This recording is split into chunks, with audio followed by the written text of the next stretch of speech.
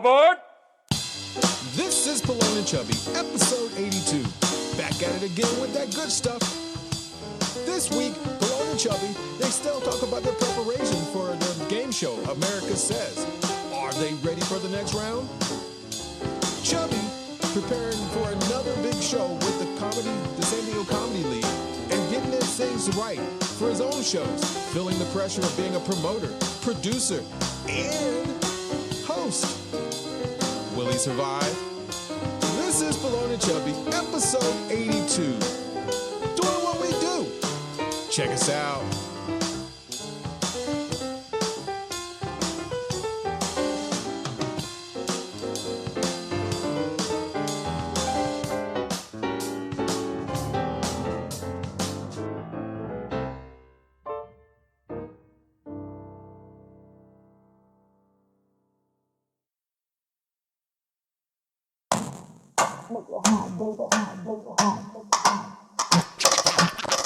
Activate. It's the Pelon and Chubby Show with your hosts Rick Salas and Guy Murray, talking about comedy and everything that crosses their mind. It's the Pelon and Chubby Show. And we're live. Hello, good evening, and welcome to another episode of the Pelon and Chubby Show. I'm Rick Salas. And I'm Guy Murray. And together we are Pelon and Chubby here every Wednesday night, 8:30. I'm not going to lie. Yes. 8 o'clock, fuck it. 8:30. Oh, We are here every Wednesday. We are happy that you're here. We're happy to be here. And everybody's happy. I took the happy pill today. Mom will thank me for that later. Wow. So it's been a wonderful week. Happy to be alive. Yes. Wow. I can't believe I'm saying all this. It's good. Good things. Like I was telling you, we're going to talk about a few things that are going on, good things. We're also going to talk about, got a little feedback on the show, which was kind of nice. You don't get that much feedback from the show. That we do have more and more listeners, more and more followers. Obviously, we need more in order to sell the show. But getting some good feedback is always inspiring. It always keeps us going. It feels like we're actually getting somewhere, you know. So our wheels. Yeah, that's great. We also got the show coming up that we haven't practiced for at all. What show? America Says. Oh, yeah. I practiced. You did? Yeah. Did you do the test? I'll tell you what, man. If it's the same as it was for the audition, and those are the actual answers. Oh my god. Yeah. I was sitting there and I'm trying to tell you guys, and I know they know. I don't know why I was trying to be all secretive, but I'm like, oh my god, those are the answers for the quiz. And it was. It would have made us look so much better. But we got on the show anyway, so we'll see what happens. Yeah, I mean, I'm super pumped, and now that I've practiced, as long as I don't freeze up, it's the cameras and the extra. Come on, you just have to remember don't say skip, just keep going. Make an answer, no matter what the answer is, with the first letter of something. And so, just for our audience, they don't know what exactly we're talking about. We can't really give them a preview because. Well, no, they just need to go. If you're really interested on what show we're going to be on, just go on to, I mean, it's not that big a deal, but, it's kind of cool. Go on to the Game Show Network and then click on America Says. Yes. And that's the show we're going to be on. We're going to be taping the end of June, it sounds like. We haven't got the date yet, but we made it all the way to the end. Interview rounds and actually going in the studio. Yeah, so it's going to be great. Yeah, and they kind of burst our bubble just a little bit going in there, having the meeting. Tap a baby on the behind. With the producer, he's like, there's 5 of you, only 4 are going to make it. We'll decide what 4 it is. And then we're going to invite more teams than we need. So you might not even make it on the show at all. See how you look. Nothing like giving you a little false hope. Yeah, that's always. So we could drive all the way to Hollywood. Yeah. And then not even be on. But how can they turn us down? I'll tell you what, man. We got. I'm gonna tell you. You got the chutzpah. You were like, you were really like. I'm excited to be on the show because you were really into it. That's what you said to me, right?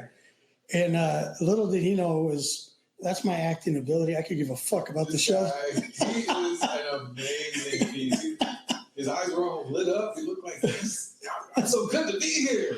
Oh my God! Wait till you see the actual show. Y'all can't. I am gonna be animated, almost to the point of being. Now I'm not gonna go total homo, but it's definitely gonna be like, you know, that the male cheerleader that you're like, oh my God, he's got tons of energy.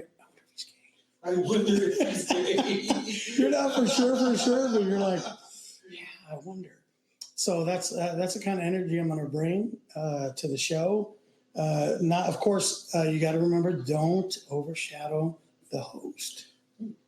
Yeah. Right. So it's not about you. Okay, it's not about you. No, you're on the show, but it's about the host of the show. So John Michael Higgins. Yes. Is they want to know if any of us ever worked with him. Nope. No, I've seen him on TV a couple times. You know. If he said it was Neil Brennan, then maybe I would have to say the guy's kind of funny, you know. Yeah, he is funny. But if he would have said if it was Neil Brennan or he's got that kind of dry humor. Yeah. I mean, I think I could do the hosting thing for a game show. So since we're talking about it, I don't have a problem with doing that. Steve Harvey actually does a halfway decent job. Wayne Brady does an excellent job. Oh, Wayne Brady's awesome. Wayne Brady's great. Yeah. And it's when he's coupled with his little buddy, he's really good. They get a little corny together. But they went to school together. They went to whatever. So they blow each other. Whatever. I don't care. It's good. Yeah, just as long as it makes good TV, I don't care what your story is. And it's just, I think it's the farm system for these contestants to get to the show. It's just like a whole process. Right. And the milling for them to mesh, and so they start producing a good show. Right. So I think they're gonna, if we do decent, we could get called for another show. Maybe not as a team, but individually. Individually, there you go. Have a game show face, a game show persona. You got the voice, whatever. Yes. Like that's a little bit of our little claim to fame each week when women get moist and guys get jealous because of Rick. Oh my. And obviously me, but so I was talking about the feedback on the show. Yeah, and a while back, I remember I told you my cousin was like, "Man, you guys are like very consistent. You're on there every Wednesday. Yeah. You've been going. I mean, we've taken a day or two here, but that's your fault, man. Well, I'm always. And usually I'm the one that's like super stable. Only one time. What? Right. So anyway, had to be a fire. I was at work. Okay. And a couple of people have asked, hey, I heard you do a podcast. I was like, here's the thing, tune in one day and watch. So one of the guys, and he's not a kiss ass kind of guy. You know that guy that's a kiss ass guy. No matter, yes, sir. No matter how the show was, it'd be like, oh my God, you were so cool and fucking whatever. I want to be your friend. Take me to lunch and shit. So he comes up. Yeah, he comes up and he's like, out of the blue. I didn't even ask for a response. I didn't even know he watched. And he said, dude, that show was amazing. I didn't think it was going to be that good. You know what I mean? Which is, that's a normal reaction. That's if you were to meet me outside of here or whatever, you would never even know that. No. Like there's nothing that would tip you off like, oh, I bet you're super funny. No. And so then he continued to say, hey, man, you have a voice for it and you are very good. I was like, man, I appreciate that, And so he came up and he said he really liked the show and that we're really talented and all that, which I appreciate. And then another guy that sits next to me was listening to the show, and I catch him listening every once in a while on his headset while we were working, and he's laughing, and I'm like, what are you watching? He's like, your show. And I'm like, oh, cool, And so he tells me, he's like, I don't know if you know this, but you are like meant to do this. Wow. And I was like, really? And he says, and you know me, I kind of just take everything like people are just being nice, the special kid or whatever, But he's like, no, you got a voice like people would pay to listen to. Wow. And I'm like, well, that's kind of what we're hoping for. How deep of pockets are you talking about? That's the whole idea of this, why we've been doing this for every Wednesday in hopes that one day, obviously it's to entertain ourselves, entertain you guys, but at the same time, we're hoping that one day somebody sees the show and is like, you know what? I hear this. You want to take this show or do you want to come on a real show? And we pin you down and we hold you. What was it? Our hot seat. Our hot seat. We were in the middle of a. Yeah, we're gonna get back to that. And that was just people walking up. It's like, hey, you like taking it in the, We're gonna increase the gas. Yes. It would be nice to at least pay people gas money for showing up. Yes. We already have the keg flowing. Keg we have food if they're hungry. We can do that. Mom, it's comfortable here. There's not really any distractions. Been too hot, never been too cold. We have an air conditioner in case it gets hot. So keep you warm. It would be really nice. And we have a casting couch. So this is a real studio. Real things are happening here. And how long have we been in the studio? A year? I don't know. I think And we're gonna dress it up a little bit. We're gonna get a new camera, new lights, new banners. So things are happening, right? Growth, baby. Growth. Slowly but surely. They say that the 3 years, 4 years is what it takes for it to pop. Fuck, they're not lying. It's for real. It's definitely. We're going to come up on 2. When's our 2 year? November, December? Yeah. Something like that? Yeah, it's 2 years. Yeah, it'll be 2 years of doing this. It feels like longer. It's like that relationship.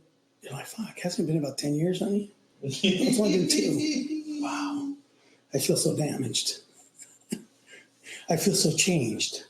But no, it's been a good little run. I'm having fun every week. I'm having fun. Sometimes before the lights come on, I'm like, not so much. And then the lights come on and showtime. Ding, ding, ding. What's my name? What's my name? What's my name? Hello. Hi. Hello. Hi. Ladies and gentlemen, on radio, we have a special listener who wants to chime in. Go ahead, listener.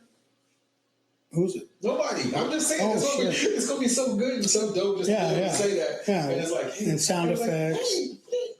Like, hey, dream a little dream. Yeah. Calm down, man. Calm down. Yeah. Please, where are you calling from? Chill out. This is Aunt Jemima from Georgia. Aunt Jemima, good. How long have you been listening to the show? I just started listening last week. Well, there you go. We really love when you do that. Thank you, Aunt Jemima from Georgia. I was watching America's Got Talent yesterday. Terry Crews. Okay. Anadoa. Look, that's the only thing I do not like about the show. She's all right. She's a little over the top. But the other one, that's the dance chick. Yeah. What's her name? She started out so nice. But and then she got you can tell. But you know what, man? I cried a lot during that show, bro. No way. The backstories got you? No, not the stories, but just the talent of the people, their chances get ripped. Just like the kids from India. Okay. That Sun Dogs. Man, and then the blind autistic dude singing.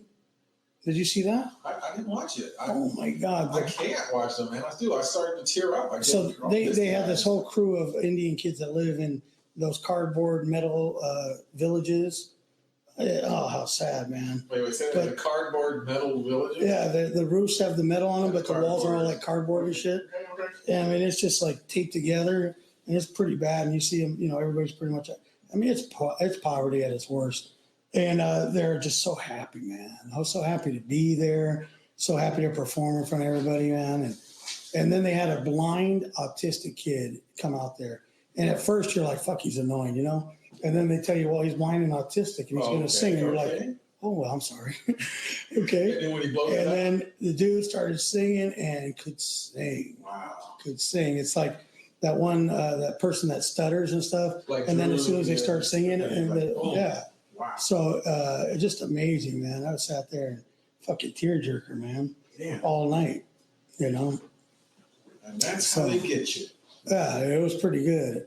Yes. And then before that, I watched the new Songwriter show. So it's a spinoff. Adam Levine is part of it. Okay. I think John Legend.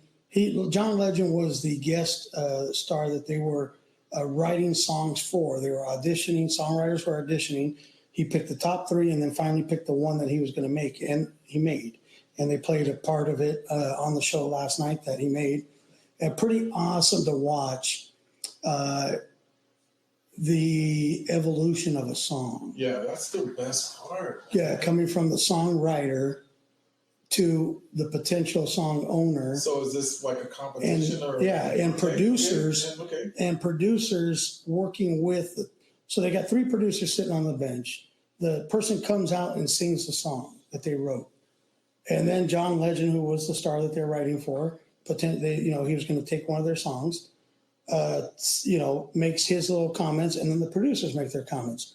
Then John picks the top 3 that he wants to move on with.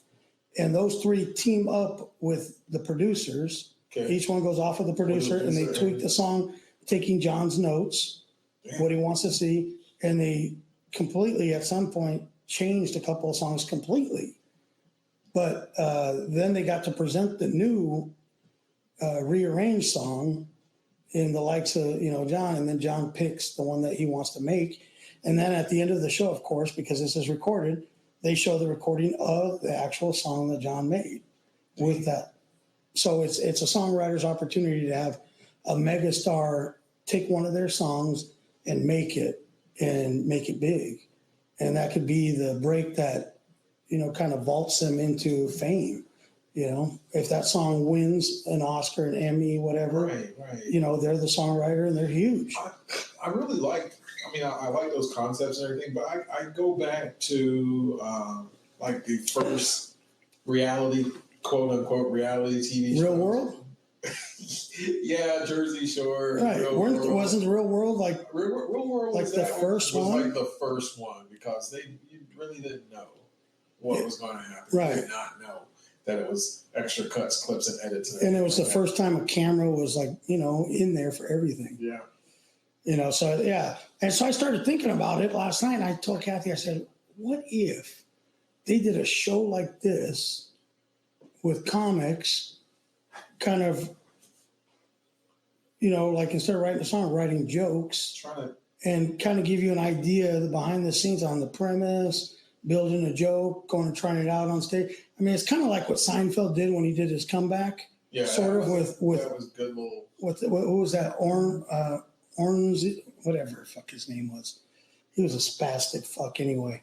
But it kind of gave you the behind the scenes of somebody, even though it's Seinfeld, coming back and rewriting his whole act and trying it out and the whole way. But with him, it's a little different because he's already famous. Right. And this is more like in the likes of, writers finally getting a break and all that stuff, the behind the scenes people, background singers and all that.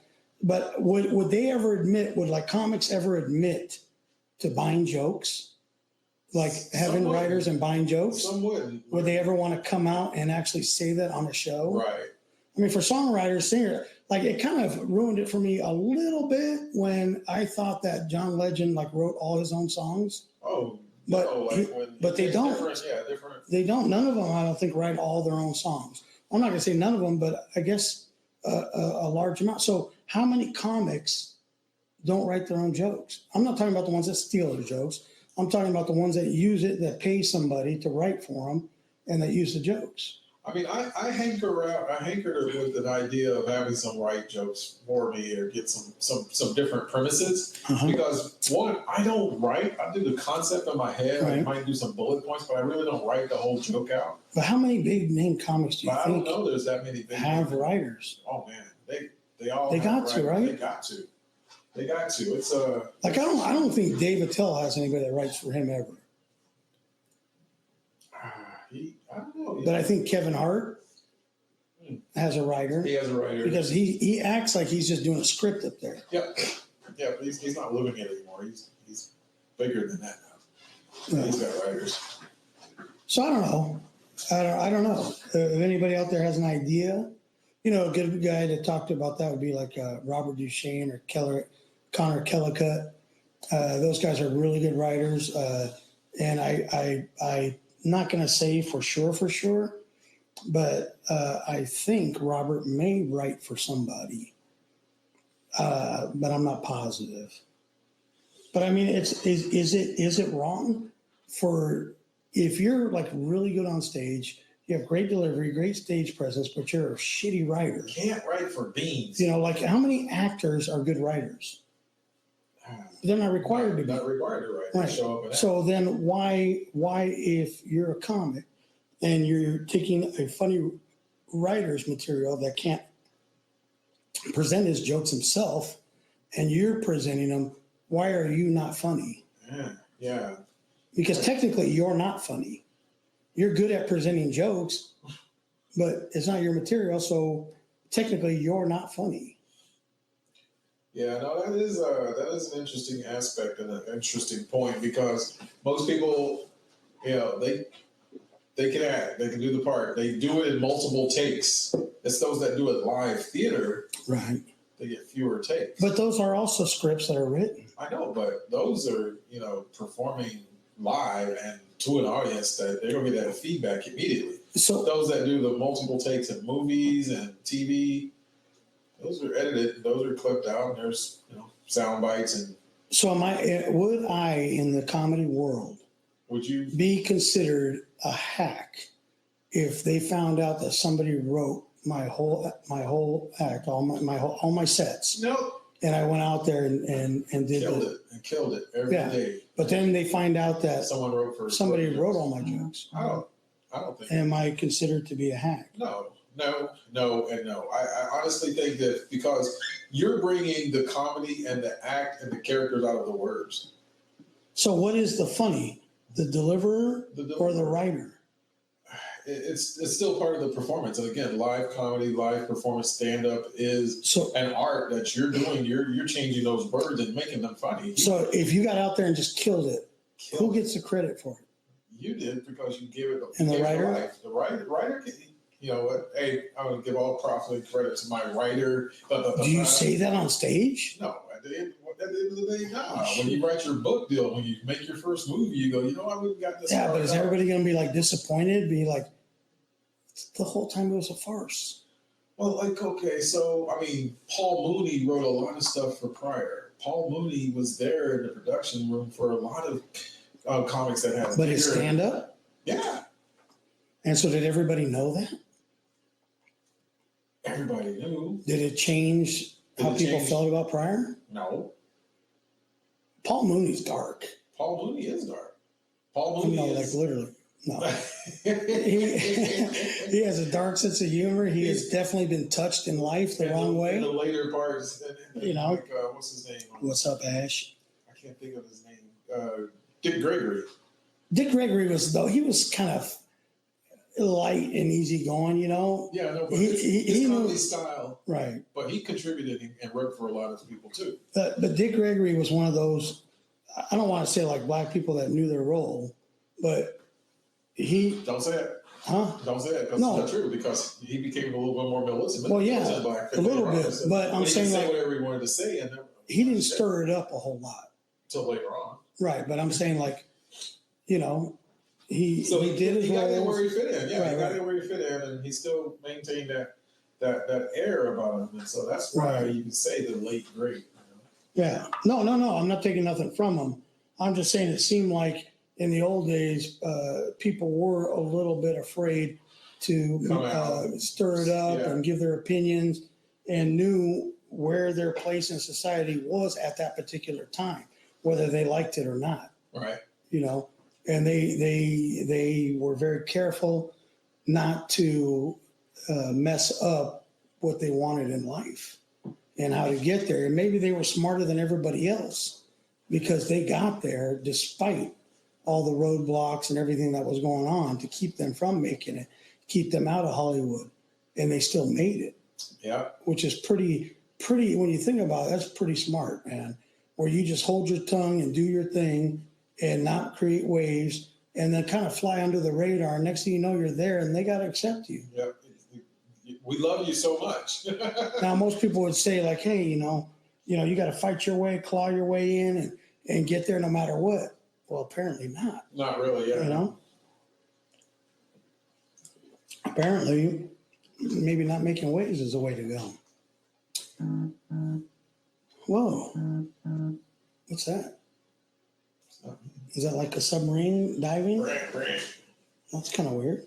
So at work they announced, the day job until we make it very big. I got to do the day job thing, and they announced that we're all, of course, they said that we're all getting a raise. What? But always good news. But here's the thing. Yeah, there's a catch. Yeah, when they took over, they changed the company. They started out with what they thought was a good idea. Okay. Like they thought that however they were going to pay everybody and everything was the right way. Okay. Well, few people voiced their opinion. They're no longer there. And then all of the heavy hitters just started disappearing one at a time, quitting. What? So I guess once that happens, it doesn't matter when the little guys quit. But when you start losing all your heavy hitters, then you start to think, hey, guys, let's huddle up. Maybe we're not doing it exactly right. We need some. And so then they made some changes, and I think they're good changes. I think it's back to where it's supposed to be. Okay. I don't know if I would necessarily call it a raise, Okay. but I think they've made the playing field a little more equal to the competition. Huh. And I think people are going to be less likely to greener pasture it, because nobody really likes to start all over again. I wouldn't want to. If you don't have to. You don't have to. Even if it's a couple dollars difference, but when it's a major difference, you're like, yeah, I think I'm going to try out something else. But so they've narrowed the gap, let's say. So So I think it's going to keep people around. I'm happy because what I need as far as compensation is back to where it should be. And so I'm good with that. Okay. I wasn't real crazy about the dip that I was encountering because of the system, the way they had it. But I'm happy with the changes that are made. Without saying too much.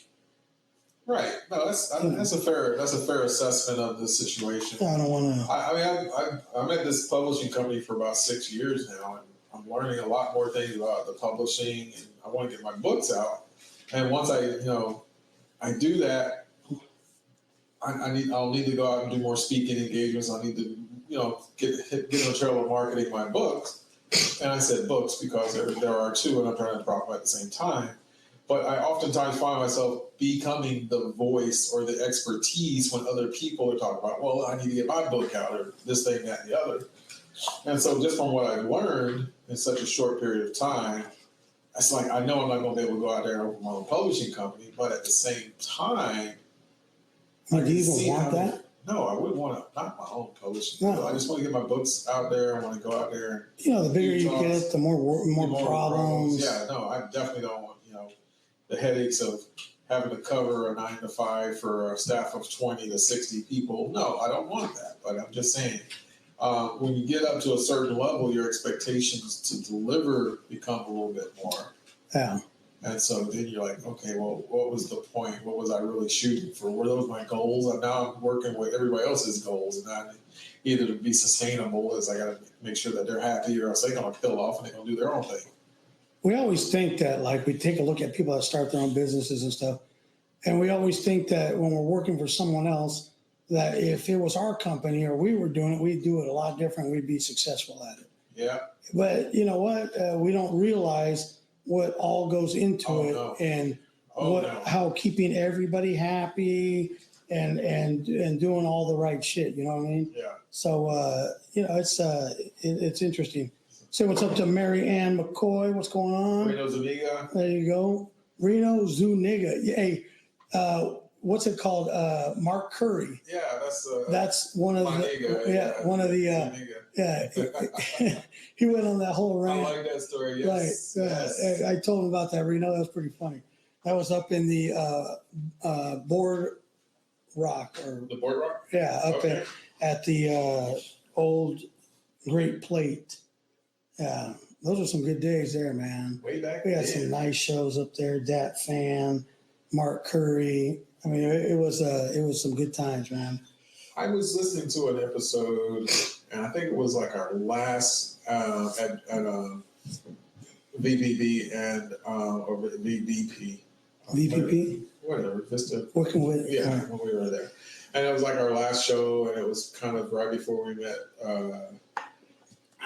Cassidy and Chick. Yeah, Cassidy Chick came on, but it was like he used to kill it, man. Hell yeah, he used to kill it. But yeah, Cassidy Chick, and this was right about that time. But you had said we would have Dat Fan on the show, right? And a couple other names. And I was thinking, this cat's just dropping names, but at the same time, I've only known you for a short bit anyway, so. It's like, okay, well, it's good to have those aspirations. It's great. Oh no, Dad, where the hell are you at? Have you seen all the photos? Oh, I've seen the folders. Yeah, I know what I'm saying. But at that particular point, I was like, I think it was on like episode 27 or something. You were saying, "Oh, I'm gonna have that fan." I was like, he said he'll come on the show, but he has to prove what. Yeah, is like said and what's the camera, the sound, the lighting. I was like, oh god, it sounds like him. So I watched was it Bobby Lee and some people doing this cross table poker talk thing. Yeah. And it was mildly entertaining, but at the same time, the one they're playing poker. Yeah. I was kind of annoyed because of the camera angles and shots, and a lot of it seemed so staged anyway. But I like the concept because when we start talking and we go live and we shout out to whoever's talking, like. Oh, when we're out at the bar. And everything. It was great. Yeah, it was great out there, dude. I want to do that again. It's just I want to do it the right way. And I want to have the camera, the lighting, the sound, and where we can go mobile. And then people can actually hear us. And the establishment actually wants to take part in it. Yeah, it's like I don't understand what it is with these bars. They sit there and they're like, oh, we want to be busier. We want to be this place is down. And then when you do something with them and try and promote their place, try and bring business into their place, all they do is fucking fight you. And they don't want to participate. And it's weird. It's like, bro, this is your place still. And if we're busy, you're busy and you make money. Exactly. I don't understand what the deal is. We had up there, so we're doing the theater, and then we're doing upstairs the Board Rock. And Reno was at a lot of those shows. And and actually Rich went up for one of those shows. We did it with the kid that was on White Boys in the Hood, Jason Andors. Fuck, he killed it. So we're up there and we're doing the theater across the street. And there's no food. There's really no drink or nothing there. So we had the pre-party at the Great Plate, which is right across the street. Right. Yeah, so everybody would go over there and eat and drink before the show. And then everybody would go to the show. And then we would literally have like 400 or 500 people at the Great Plate afterwards. And dude, they were so supportive, and happy. It was like the greatest turnout that they had, all year long. Oh, there we go. We're in it now. We're graced with. I'm not worthy. I'm not worthy. We are graced with the honor and privilege of having the one, the only Connor Kelly Cut, Bay Area. I think he's close to being a Bay Area Hall of Famer. Oh yeah, he is definitely up there. One of the funniest cats I know. He every show that we have done together throughout the years has been great. It doesn't matter if we were doing a fucking toilet. The guy came, he brought it, held the attention of the crowd.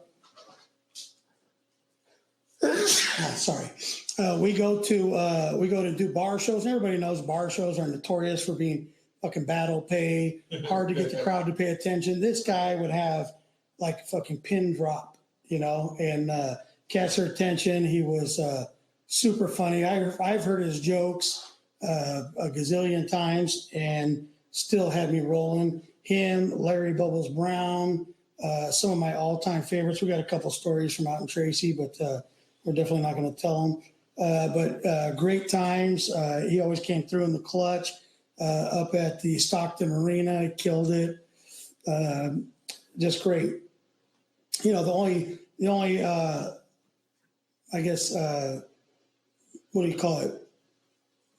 Strife or grief between the two of us is that he always had this deep down desire to fuck my wife, which I probably would have shared if he would have asked politely. But he never came out and said it like, hey, do you mind if I, take a little loaner, take a little test drive, whatever? Who knows? But the first wife, the first one? No, Kathy. Oh shit. Yeah, Kathy used to go to all the shows. She was the door chick. I need a door chick. She was the hot little Asian chick at the door. Yeah. I need a door chick. Yeah. So she, him and the dude that, oh my God, tell me I can't remember his name. Frank Caliendo. Okay. So we're at the Punchline in San Francisco. Frank would come into town, and this is before Frank, like huge. He was doing the voices. He was doing Madden, so everybody knew who he was. But that dude would be like, "Hey, can you guys come and pick me up at the airport, San Francisco? Oh, make sure to bring your wife." I'm like, "What the fuck does she have to do with anything? I'll pick you up at the airport, but what does she have to do with anything?" That was another fucker that I was trying to, yeah. And then JV, who was on 94.9, Wild 94.9, the top rated Bay Area morning show. Yeah. And he was on there every morning with the Doghouse. And so I used to go and hang out with the Doghouse. I sold a couple of cars back when I was at the dealership. Yeah. And so I used to hang out with them on the weekends, and we got like total VIP treatment. Nice. And so he's with Natasha Yee, which is a, supermodel Korean chick. Oh, yeah. And so we're at a club in San Francisco. And we walk in, we come in the back door. There's a line in the front. We come in the back door through the bottom, up the stairs, and they tell the people who are sitting in this booth, clear out. And so they all clear out. We sit down. And actually, no, we're at the Punchline watching Frank Caliendo. JV was there, and he's with Natasha and a couple other people. And so JV looks over at me and Kathy, and he's like, "So, you guys are friends?" And we're like, "Yeah." At the time, we were friends. And he says, "Are you like a couple? Or are you just fucking? What's going on?" Yeah. So that was like our first real introduction, as a couple to him. So that was kind of interesting. Dino Cameron, what's up, buddy? We're not getting plugged in like we want to, but this is just good table talk with the boys, me and Rick, Silas, Pelon and Chubby. We do this each week. Yeah, we're here. This is Pelon and Chubby show every Wednesday, 8:30. We're gonna call it. We try and get on by 8, but we used to be 7 o'clock. Yeah, but the whole day job thing. Yeah, it's crazy. So 8:30 is a more realistic time. Plus, it's that's. When they do shows that have a little marginal content or language or whatever, it's always like 9 o'clock and on. Yeah. So, the kiddos are in bed. I hate that fucking kiddos thing that they say. Yeah. I'm going to use it anyway. So, 9 o'clock-ish is more the hour for our kind of entertainment. So it actually works out all right. So 8:30, join us every Wednesday. Tell your friends to tune in. This is just the behind-the-scenes recording of the actual Pelon and Chubby podcast, which you can catch on just about every platform. I didn't know we were on iHeartRadio. Whoa. We are. Really? Yeah, I went on iHeartRadio. I searched Pelon and Chubby, and all our shit pulled up. Huh. Yeah. So we're on Spotify, Apple iTunes. See, iHeartRadio. That they've got the most podcasts, but I guess if they're just taking everybody's RSS, right. I'm going to block them motherfuckers. I want my money. We are on our iHeartRadio. Pretty much every platform there is. So all you got to do is go into your browser, type in Pelon and Chubby, and somehow we got, at first I wasn't excited about the name, but then now it's worked out to where we're the only ones even remotely close with anything content with that name. There's a Chubby Therapy. But there's no Pelon and Chubby. But no Pelon and Chubby. So when you type it into your browser, we're the only game. We're the game. So it's nice. Hey. You can catch us. There's 82 episodes on there. Speaking of games. All good. All great. Some just better than others. Yeah. Number 27, my all-time. What is that one? That one was the last one at Vista Village Pub. Refresh my recollection. Was that the little Asian chick that was there? That was Asian Eye and Cass the chick. And the touch of the eyeball. That's all it took, man. That's all it took. Touch of the eyeball. Cool. Yeah. So Connor, type in something. What's going on? Give a little, dude. You're always more than welcome to call in to the show. We will absolutely put you on immediately. If you're ever down in this neighborhood, we got some shows you can come out and do. There's some rooms that we can get you in for sure. And then obviously you can come on the show and come and hang out. Adam Richmond came on the show. We had a blast with him. He's hilarious. Always on. Yeah. So we've had some fun. We're always looking to do bigger and better things, obviously. So this is usually the part, we're not really going to go into what we've done out through the week. No, it was a short week. We had Memorial Day, Yeah. so most people didn't work. And then all of a sudden, sneak up, it's trash day, and it's hump day already. So it's like, Right. and I'm off tomorrow. So it's like, wow. Wow. So where did the week go? I got to get another beer. Talk to them about what's going on. we're gonna, Things coming up, it's just so fast. I've got some shows coming up. I got the San Diego. I got invited to Battle of the Sexes. The Battle of the Sexes is right to get started again. I'm ramping that up again. At Rookies? No, Battle of the Sexes is going to be. I got an invite to Rookies. Yeah, that was something else, though. Oh. Yeah, so we got shows. I've got shows.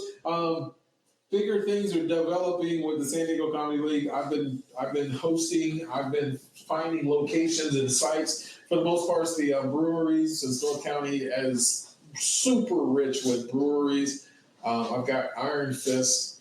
I've got Indian Joe's with another group starting up. But the San Diego Comedy League, which has been amazing response to it, and is coming back with a lot more new comics to the San Diego scene. You're more than welcome to sign up. If you want more information about that, go to San Diego Comedy League at gmail.com. Send more info, request more info, and maybe just sign up so you can get into our rotation. It's a comedy competition that lasts like a whole football season or baseball season. And we just kicked off. Now we're doing our second shows at each of the venues right now. With hopes of growing into other spots. I've picked up some sponsors who are going to pay for jerseys and promo gear.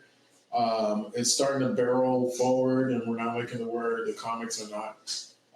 Yeah, I hear you got some sponsors. Some sponsors are coming in for the San Diego Comedy League. They're buying into the idea, so we got people buying uniforms and jerseys for us right now. I've got to get my ass cranking on promo, video, and stuff like that, so I can sell them package and ticket blasts. But most of the locations are at tasting rooms, bars, and the breweries. The breweries have been responding really quite well, and are sharing in on the season and the locations. Yeah. And I wanted to do a regular pop-up show with Pelon and Chubby, and Iron Fist is still open and privy to that. They just, because they rotate with local bands and stuff like that. Yeah. They do support live comedy, live performances. So we need to put something together and get a pop up going. Yeah, we can do this show on and remote. We can do that. I told her we should do like a podcast and devote it to the microbrews. And Iron Fist has grown. They've grown their operation. They actually can at that Vista location, right. And they yeah, we'll interview everybody. Yeah, and so we're not short on venues as far as breweries or the little microbrews, and if it works, we'll fit in, and they'll get outside trucks or food trucks or whatever like that, and just build a pop up show and do a repeat series and everything. So that's why the success of this time in the San Diego Comedy League here in North County has been well received, is because we get in, set up, do a show, break down, and get out. And they do record sales while we're there. We do, have a food truck or we have some sort of food vendor. And so just a whole package deal. And the show's response has been amazing. So now we're just getting to a point where there's some sponsors coming on and plugging in some money and paying for jerseys. And we're going to have a card deck for the comics.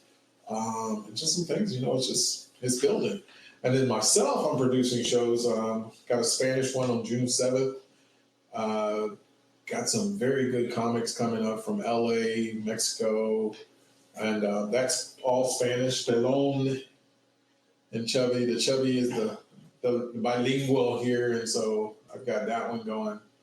And then we also have a salsa band on that night. What's up, Jeff Bobby Gringo?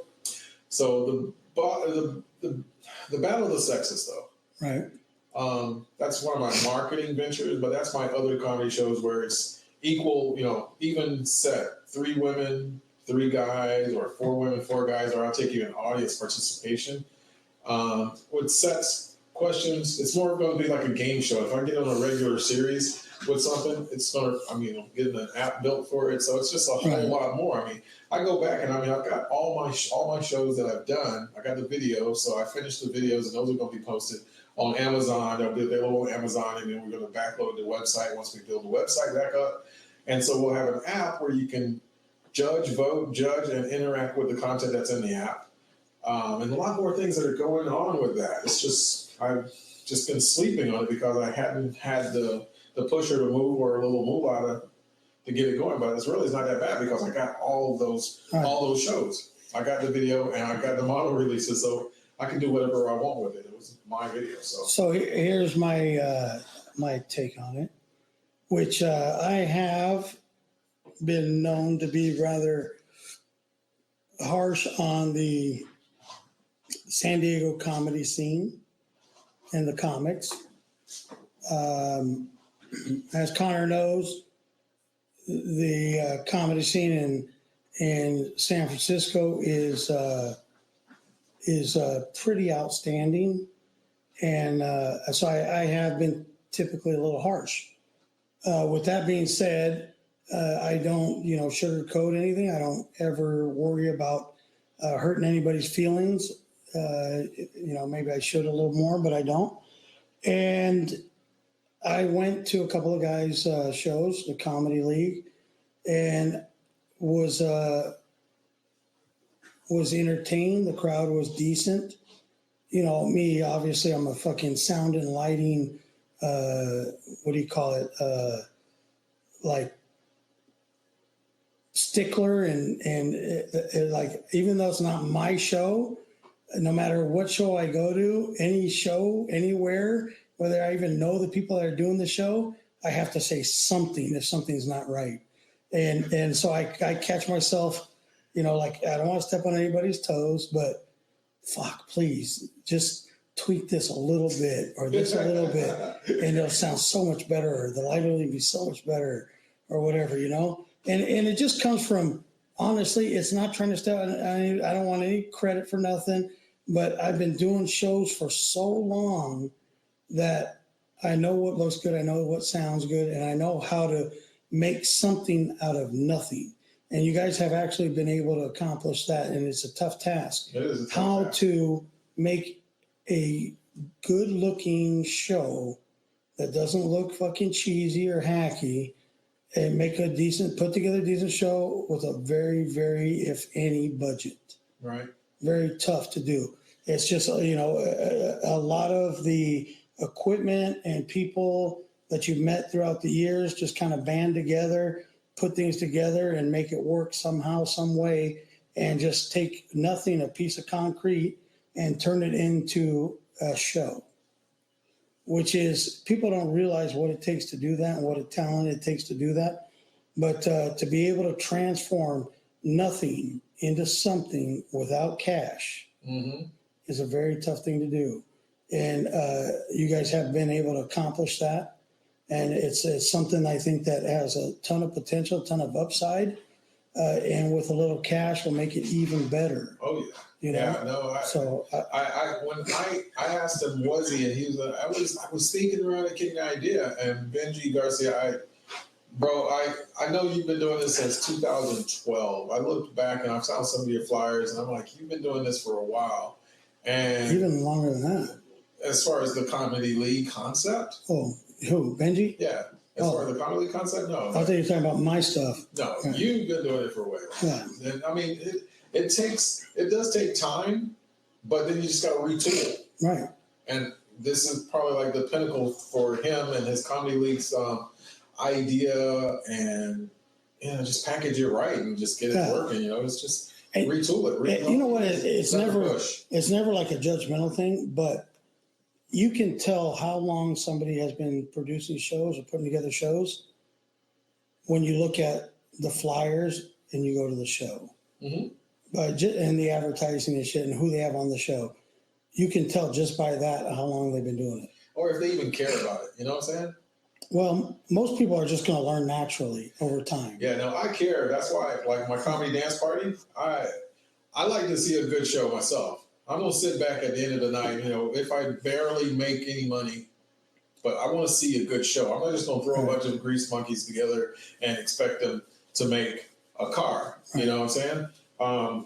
They have all the ideas and the tools to make a car, but if I just throw them together, they're not going to make a car. It's not going to run. But so, I mean, from top to bottom on this comedy dance party, I've selected some very good people. Some of them I haven't worked with, but I've taken one suggestion and I've tooled it. I was like, you know what, that'll work. Sometimes you got to take the opinion of somebody you trust. And then skip it. You know, and skip. Like throwing rocks on the river. Let's see if this one bounces. So this is my actual fourth comedy dance party. I did my very first one at Rookies with the help of Rich to Stitch, Duke Michaels, and P-Man that came up. And I was amazed. I was like, okay, yeah, this is a concept. I can DJ, maybe have some live musicians or get some kids out there to do some raps or whatever. Some live music and then more comedy and then open up for the dance. And so people are more entertained. And I'm not the greatest host, but I'm a good performer and I'm engaging. And I'll get you to the next comic in a very good fashion. But when I do my comedy dance party, I mean, because I'm going to sit back, I'm going to set them up and then let them get their moment to shine. That's the best part. That's what I really like. You know, with the exception of maybe one or two of the shows at Rookies, and I wouldn't even consider those really good shows. I haven't had a real good show since I moved down here, as far as producing, putting together a good show. Not to my standards, you know, but the show with Tommy Savitt and Adam Richmond at Rookies was close, but the setup still wasn't like I would want. The sound wasn't like I would want. I was talked out of doing the lighting that I wanted. I've always done a follow spot, and I like it. There's a lot of comics that need that. It draws attention to the stage. It somehow quiets the crowd a little bit.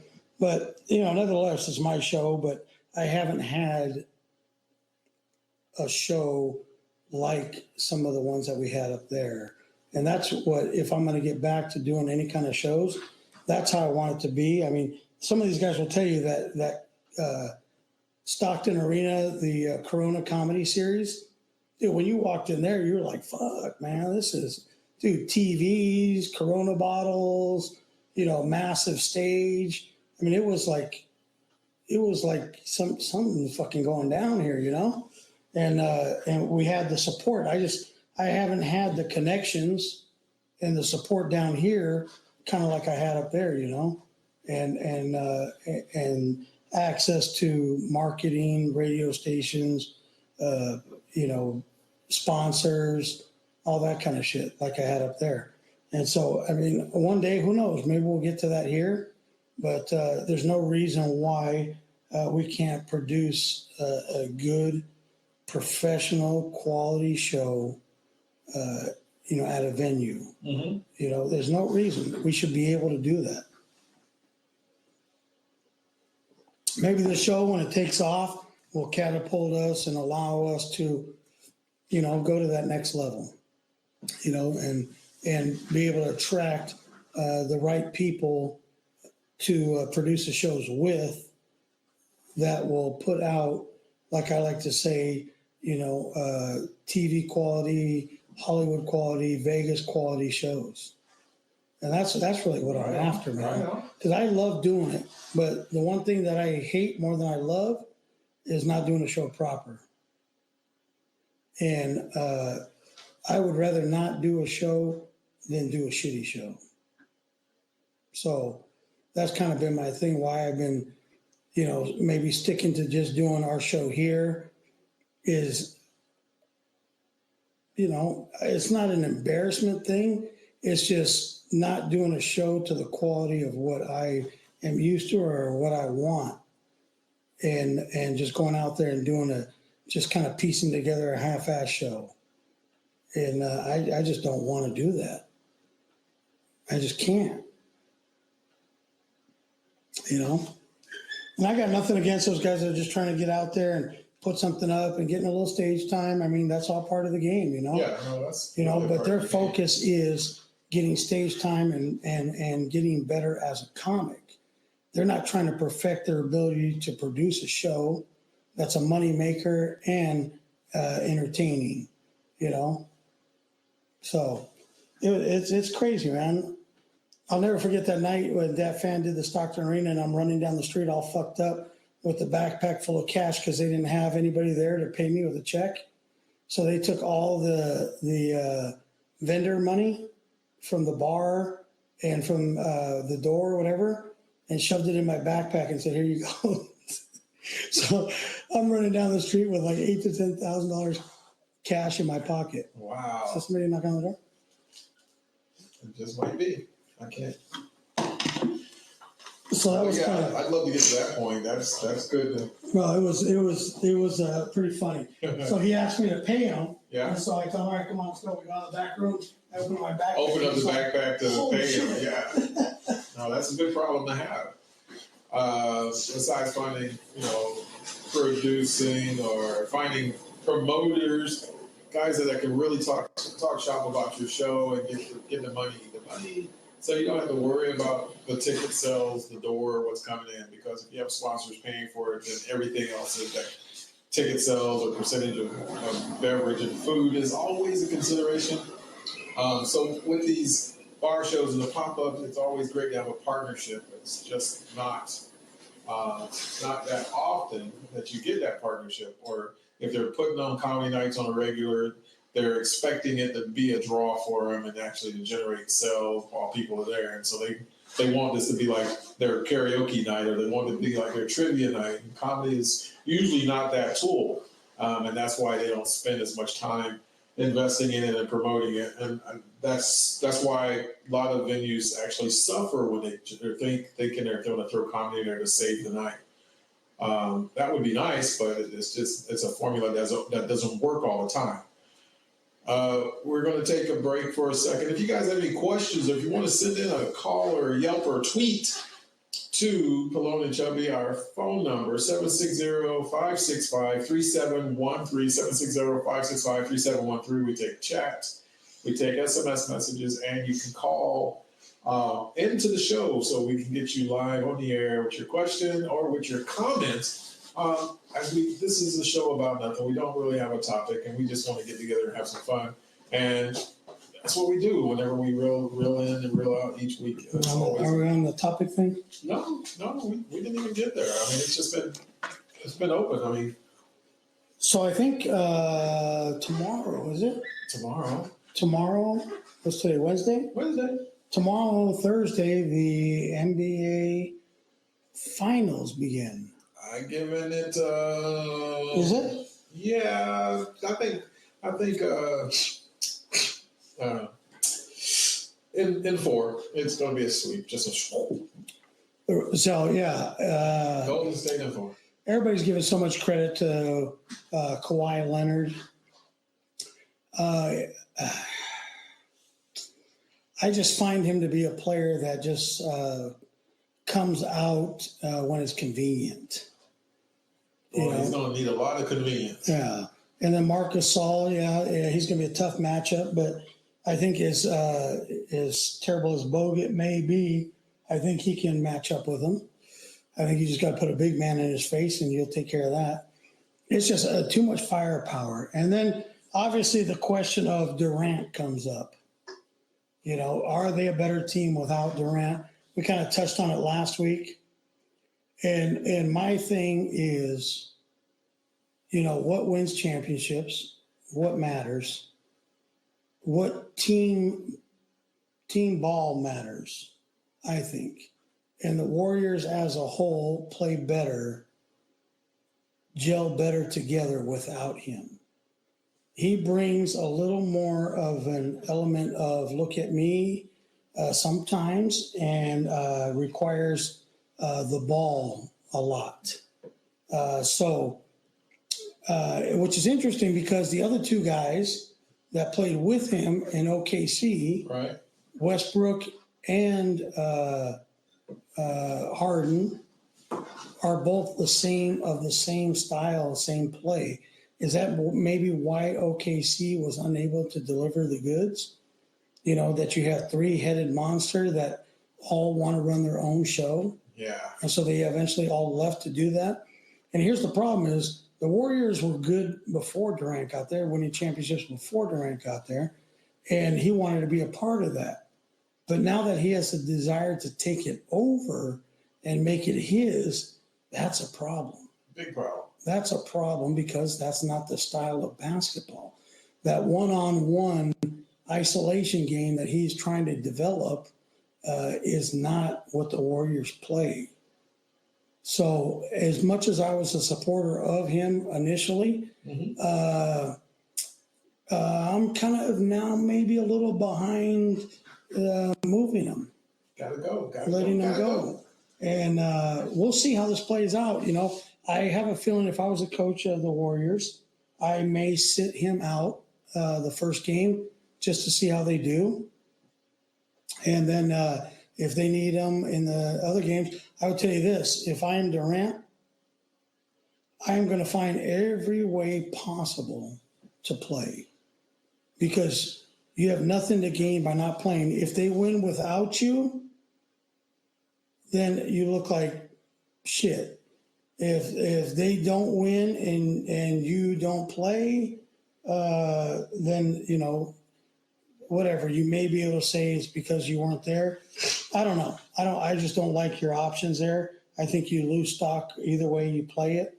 So, yeah, I don't know. That's a tough spot, man. But I'm thinking if I'm the GM of the Warriors, I'm looking at dollars paid out to return. Do I need to pay out that kind of money in order for us to win a championship every year? And if I have to be honest with myself, what's the owner's, the GM's name? Bob? Yeah. If I have to be honest with myself, Bob, I got to say that I don't think what we're paying out for him is necessary. I think maybe you can pick up 2 or 3 other very solid players for the same amount of money that you're paying him and upgrade the whole unit, you know, as far as the role players, the bench players. You know, maybe get a big man. If Cousins can stay happy, you can roll with him. But, you know, I just don't know that you have to pay out that kind of money. So do you think it's going to be Warriors in 4? That's all I'm asking. No. I'm going to say because of a lot of reasons. Playing in Toronto took 2 games from the Warriors in the regular season. I don't care who played, who didn't play, but they did. I think the Warriors in 6. Okay. I think Toronto's probably going to get 2 games. I think they'll get 2 games, but I think the Warriors are going to be too much for them. The only thing I don't like is that all the press and everything. I don't know if you remember in the last series, they're playing when they were playing Houston. Who was the last series? Oh, Warriors and Trailblazers. Portland. Right. Well, they were saying that Portland was going to beat them when they went up to Portland, and then they said Houston, when Durant wasn't playing, Houston was going to beat them severely, and that didn't happen. No, did not happen. Right. So the more they talk about the Warriors getting beat, the less likelihood they have of getting beat. But nobody's talking about them getting beat, so I'm worried. So it kind of works that way. It's a little psych. Yeah. Psych. So we'll see. It starts tomorrow. It should be entertaining. Go Warriors. How long have we been on? An hour and 90. About an hour ago? Yep.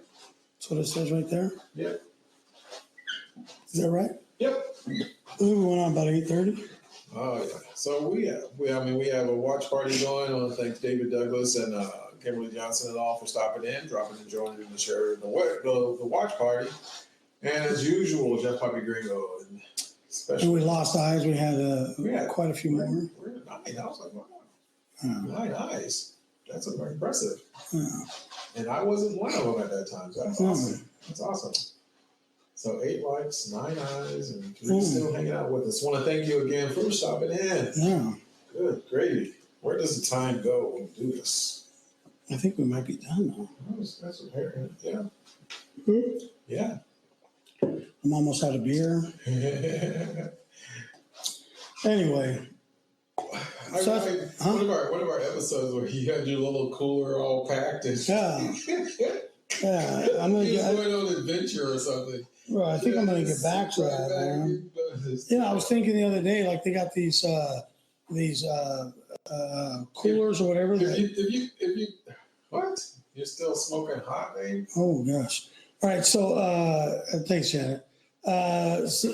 Tracy. Yeah. So they. Oh God! So they. Way to go, Janet! They have that cooler thing or the heater that you can heat up hot water for tea. Yeah. So I was thinking, look, I should be able to get one of those that keeps my beer cold. Yeah, a little circulator, make a little conveyor. So, as long as you don't come in here with the beer koozie with the. No. I'm classier than that. But what if they had like a percolator, but a cooler? Kool-Aid, yeah. So I can just hit the thing and like. Yeah. Cool it off. I don't know why I don't just bring the kegerator in here. Back in here, it wasn't a noise thing. It wasn't. And then put it right here, right next to me. Oh, I guess so all I gotta do is reach over and Yeah. What am I doing? I don't know. Get some of that sponsored chub so we can get Pelon's his own tap. Yeah, I'm gonna just, you know what? For the next show, I'm just gonna bring it right in here, put it up next to the right next to me, so I can just fill up. I think that'd be cool. That'd be cool. Be chill. Yeah. So things to look out for. We're gonna be taping. We'll be up in the LA area. Maybe we'll do a little pop-up show up there. In the old hometown or some shit. That would be good. I mean, we're gonna be off for the day anyway. When's that? I don't know. Okay. When we go do the taping for America Says. Yeah, when we do that. Maybe we'll stop in like Redondo or something, do a quick little pop-up at one of the local bars. That'd be cool. I think that'd be fun. Yeah, we can plan that. Yeah, we'll tie that in because I think the taping is. I know what's going to happen. There's going to be a whole lot of sitting around and waiting and waiting and waiting, and then lunch is going to come and then waiting and waiting and waiting. Yeah. Because I remember when I went to go do Let's Make a Deal. That was actually we got on 2 shows when we only went up to do 1. Right. But Risa was very, very persuasive in getting us in and almost got us on a 3rd show. But we had to go through these contested pools, and she had us push through the first pool. It was pretty cool, and because she used her influence. Did you guys ever get talked to? I got stood up by Wayne, and I also did a dance challenge off stage. So I had but had I won or answered the question, then I wouldn't be able to be on a show for 7 years. Even $100 if I would have answered a question and won $100, even if it was off show. Well, what are your odds of going up there and being on the show in the next 7 years anyway? It depends. I mean, if I get on and get progressed or anything, even if I answered that would have barred me from taken as a winning on a show. So then they usually don't do cross shows. Like you won't see a guy on 1 versus 100, and then next week he's on Jeopardy. Right. They space them out. Now, when you see somebody on America's Got Talent, but then next season they're on X Factor or on. They did have that. They had that, and that was a conflict of contract. And then people usually say, now. So that's kind of what we're signing up and getting a part of there. So if we go far into it, that'll be great. So either we win the $15,000 or we don't even get picked. We top or nothing. Right. Top or nothing. So let's shoot for the high road, baby. Leave it in. So you stroke that 3, baby. Stroke that 3 like we do always. Pelon and Chubby every week. Every Wednesday. Let's just do the new time, 8:30. We'll shoot for 8. Let's say 8. But it's so then at 8, but no later than 8:30. Right. So tell your friends to tune in to the Pelon and Chubby Show every Wednesday. You can catch every episode, 82 of them. If you go online, type in Pelon and Chubby into your browser, and you can listen to just about everyone. You can go on our pages and see some old shows also. Yes. But the best way is to listen to the professional podcast on the platform of your choice. We prefer Podbean, but you can go on to anyone you like and check it out. And tell us maybe on the next show which one of your episodes was your favorite. What'd you kick and laugh about? Yeah. What'd you fall out of the chair on? This is what we do. And why we do it is because of you. Yeah, we want you to tell your friends to tune in to the Pelon and Chubby Show. Spread this show across the world. And one day we will be the sweethearts of America. Sweethearts. Oh, yeah, it'll never happen, but it's, whatever fucking thing. So that is what is in our nuggets for this week. And then next week will be completely different. Who knows? Yeah. That's the beauty of it. You never know what you're going to get. Don't do that analogy. We'll do it. Hey, we're doing good. We got our own shit. We don't need nobody else's. All right. So thank you for tuning in again, Facebook Live, and then tune in for the podcast when Chubby has it up and ready to go online. Until we see you again, see ya. Good night, everybody.